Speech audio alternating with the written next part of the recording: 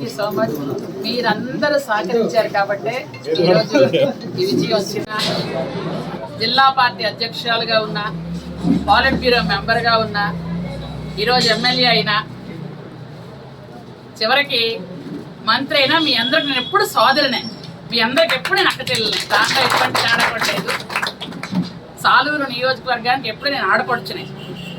కాబట్టి ఇంతకు పూర్వం ఎలాగైతే మన కష్ట సుఖాలు, బాధలు, బంధులు, అలాగే ఫంక్షన్స్కి ఎలా పిలుచుకొని వచ్చి వెళ్ళేవాళ్ళమో ఖచ్చితంగా ఇప్పుడు కూడా మంత్రి అయ్యారు కదా, మేము రావచ్చా వెళ్ళొచ్చా అని ఏది పెట్టుకోకుండా మనం అందరం ఎప్పుడు ఒకటే.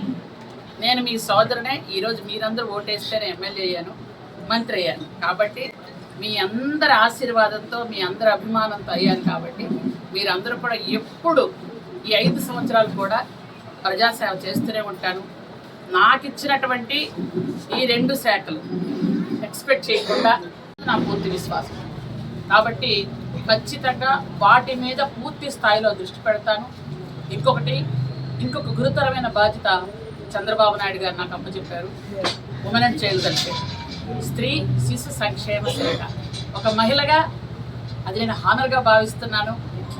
పిల్లలకు పౌష్టికాహారం పెట్టిన దగ్గర నుంచి మహిళలకు రక్షణ కల్పించడం వరకు అన్ని బాధ్యతలు ఉన్నాయి. కాబట్టి అది చాలా క్లిష్టమైన, ఎంతో ఉత్తమమైనటువంటి బాధ్యత. ఎందుకంటే మనం ఈ రాష్ట్రంలో చూసుకున్నట్టయితే ఏ మూలకెళ్ళినా ఏదో ఒక దగ్గర ఎక్కడో ఒక మహిళకు అన్యాయం జరిగిందనో, అత్యాచారం జరిగిందనో, చంపారనో, హింసిస్తున్నారనో, లేకపోతే ఏదో ఒకటి ర్యాగింగ్ అయ్యిందని ఏదో ఒక విధంగా వస్తుంది. పిల్లలకు పౌష్టికాహారం, దాని మీద కూడా దృష్టి పెట్టాల్సిన బాధ్యత ఉంది. కాబట్టి ఈ పౌష్టికాహారం విషయానికి వస్తే గత ప్రభుత్వంలో మీ అందరికీ తెలుసు, హాస్టల్స్లో చూసుకుంటే ఎక్కడ కూడా ఏఎన్ఎంలు ఉండేవాళ్ళు కాదు, అలాగే స్టాఫ్ ఉండేవాళ్ళు కాదు. దానివల్ల ఏం చేసేవాళ్ళు అంటే అక్కడ హెడ్ మాస్టర్ను, ఈ వార్డెన్స్ ఏమో ఎవరో ఒక ప్రైవేట్గా స్టాఫ్ వేసుకొని, వాళ్ళకి హెల్ప్ కావాలి కదా, వేసుకున్న తర్వాత ఆ ఫుడ్లోనే కొంత మిగిలించి పాపం వాళ్ళకి ఇచ్చేవాళ్ళు. వాళ్ళు మాత్రం ఏం చేయలేదు. ప్రతిసారి జీతం వాళ్ళ జీతాల్లో ఇవ్వలేరు కాబట్టి అలా జరిగేవి. వీటన్నిటి మీద దానివల్ల ఏంటంటే ఆ పిల్లలకు పౌష్టికాహారం లోపం వచ్చేది. ఎందుకంటే సరైన స్థాయిలో పెట్టలేని పరిస్థితి ఉండేదని నేను అనుకుంటున్నాను. కాబట్టి దీని మీద కూడా గవర్నమెంట్తో మాట్లాడి ముఖ్యమంత్రి గారు దృష్టికి పెట్టి ప్రతి హాస్టల్కి ఏఎన్ఎంను వచ్చే విధంగా మాత్రం ఏర్పాటు చేస్తాను. దానిలో ఎటువంటి తేడా లేదు. అలాగే ప్రతి హాస్టల్లో కూడా పూర్తి పౌష్టికాహారం వచ్చే విధంగా ఏర్పాటు చేస్తాం. దానిలో ఎటువంటి తేడా. శాఖలో కూడా ఐటీడీఏ మీటింగ్ అతి త్వరలో ఏర్పాటు చేస్తాం. ఎందుకంటే 4 సంవత్సరాలుగా ఐటీడీఏ గవర్నర్ బాడీ మీటింగే లేదు. అసలు ఐటీడీఏ ఉందో లేదో కూడా తెలియదు. కాబట్టి ఐటీడీఏ మళ్ళీ పూర్తి స్థాయిలో పరుగులెత్తే పరిస్థితి మళ్ళీ వస్తుంది. ఎందుకంటే నేను సోమవారం బాధ్యతలు తీసుకోబోతున్నాను. మీ అందరికీ చెప్తున్నాను, మీకే ముందు చెప్తున్నాను. సోమవారం బాధ్యతలు తీసుకోబోతున్నాను. కాబట్టి సోమవారం అక్కడ బాధ్యతలు తీసుకున్నాక మాట్లాడిన తర్వాత వచ్చి అక్కడ 4 రోజులు అసెంబ్లీ కూడా ఉంది. సోమవారం బాధ్యతలు తీసుకున్నాక మంగళవారం క్యాబినెట్ మీటింగ్ ఉంది. తర్వాత 4 రోజులు అసెంబ్లీ ఉంది. అసెంబ్లీ తర్వాత వచ్చిన తర్వాత మన నియోజకవర్గంలో 1 వారం రోజుల నుండి పూర్తి స్థాయిలో అన్ని మీటింగ్స్ పెట్టి అంతా ప్రక్షాళన చేసి మరి ముందుకెళ్తాం. పూర్వపు అన్నీ ఉన్నాయి కాబట్టి అవి ఏమన్నా మారితే మారుతారు, మారకపోతే ప్రక్షాళన జరగాల్సిందే. నేను ఒక్క విషయం మాత్రం చెప్తున్నాను, నేను ఎవరి మీద కక్ష సాధింపు చర్యలు చెయ్యను. అది మా పార్టీది కానీ మాది అభిమతం కాదు. కానీ మా సీఎం గారు చెప్పినట్టుగా తప్పు చేసిన వాళ్ళకి చట్టపరంగా శిక్ష పడాలి. అది మాత్రం ఖచ్చితంగా జరగాలి. అంతేగాని వాడు తప్పు చేశాడు, ఆడిపాప నాడే పోతాడు అంటే ఎప్పటికీ మారడు.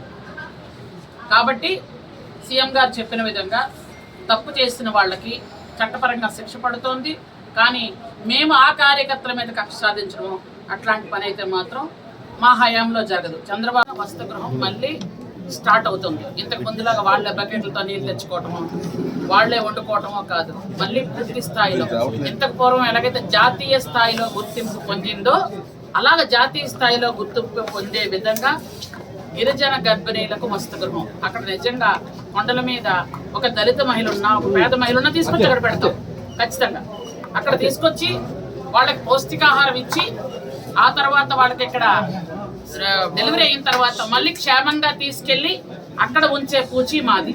అలాగే మీకు ఇంత కూడా చెప్పాను, హాస్టల్స్లో ఏఎన్ఎంలు ఉంటారు, పౌష్టికాహారం ఉంటుంది ఖచ్చితంగా. ఆ వాటి మీద కూడా పూర్తి స్థాయిలో జాగ్రత్తలు తీసుకోవడం కూడా జరుగుతుంది. గవర్నమెంట్తో అన్ని విధాలుగా మాట్లాడతాను. ఎందుకంటే మెయిన్గా గిరిజన ఏరియా అంతా మన దగ్గరే ఉంది, మనకు తెలియని గిరిజన ఏరియా కాదు. ఎందుకంటే అరకు పార్లమెంట్ అధ్యక్షురాలుగా ఇంతకుముందు పూర్వం ఉన్నాను కాబట్టి మొత్తం అంతా నాకు తెలుసు, ఏరియా అంతా. కాబట్టి ఎక్కడెక్కడ ఏం జరుగుతున్నదనే దాని మీద ఐడియా ఉంది. అలాగే మీరు కూడా ఎక్కడైనా ఏదైనా పొరపాట్లు జరిగినట్టుంటే దయచేసి నా దృష్టికి తీసుకురండి. మనం అక్కడ ఖచ్చితంగా సెటిల్ చేద్దాం.